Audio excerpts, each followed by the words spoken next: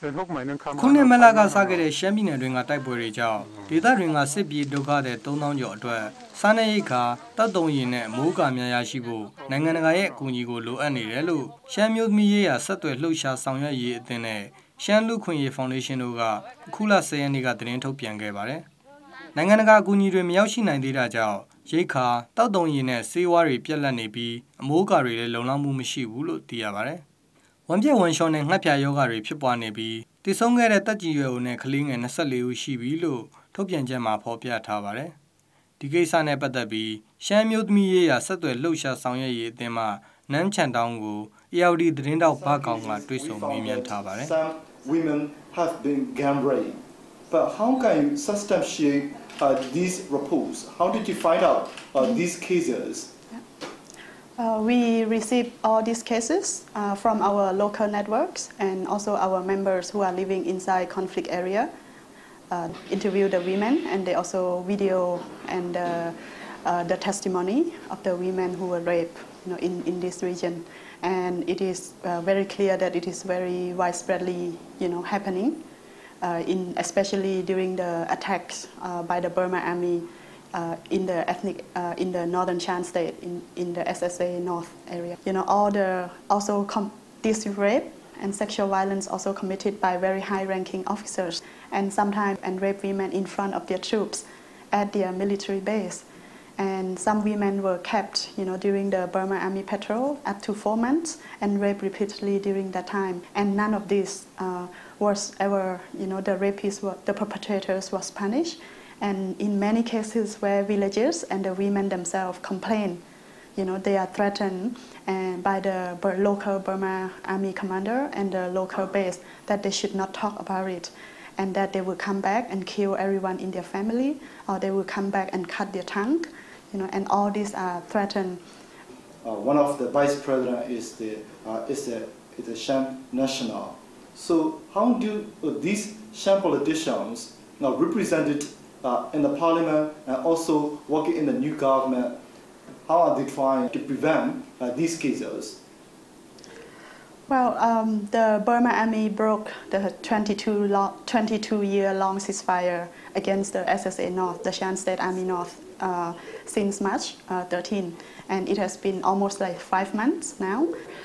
If you look at the situation, and there's no public statement about their concerns about the current ongoing conflict. The Burma Army increased the troops, into this area, over 4,000 troops, more than 42 battalions.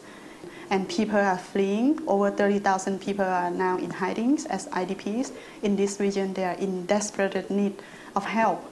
And some villages' houses were burned down, and the Burma regimes took all their belongings and extortion,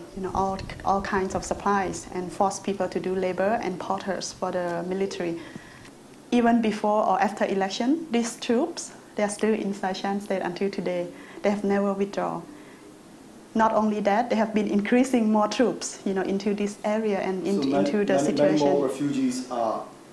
continue to flee. Meaning that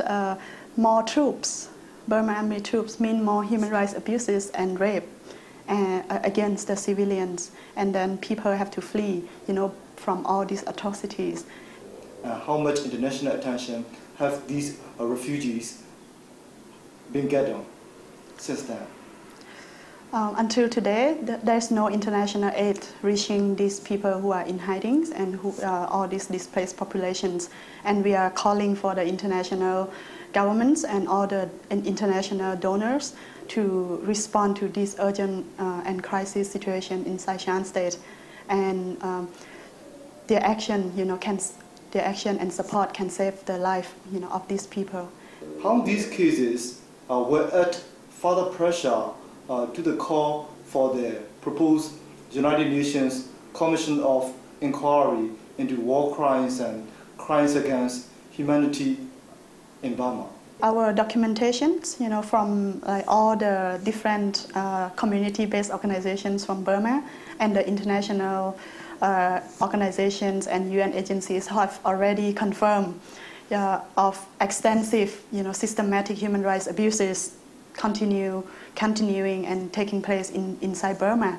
and we have enough evidence and information, and it is very clear that Burma Army, this Burma military regime have committed crimes, against the people, and that the international community should take action, and they should not tolerate, and silence about what is happening inside Burma, and they should respond and they should take action, and also not silence about the ongoing atrocities and the crimes against humanity that our people have been suffering. ရှမ်းမျိုးသမီးရဲ့ဆက်သွယ်လှုပ်ရှားဆောင်ရွက်ရေးအသင်းဟာရှမ်းပြည်နယ်တွင်းကလူ့ခွင့်ရေးချိုးဖောက်မှုတွေကိုမှတ်တမ်းတင်ပြုစုနေတဲ့အဖွဲ့လည်းဖြစ်ပါတယ်။မြန်မာအာဏာပိုင်တို့က2010ရွေးကောက်ပွဲမတိုင်ခင်ကတည်းကလက်နက်ကင်တိုင်းရင်းသားအဖွဲ့တွေကိုနေကြားဆောင်တက်အဖြစ်အသွင်ပြောင်းပစ်ဖို့ကြိုးစားနေခဲ့တာပါ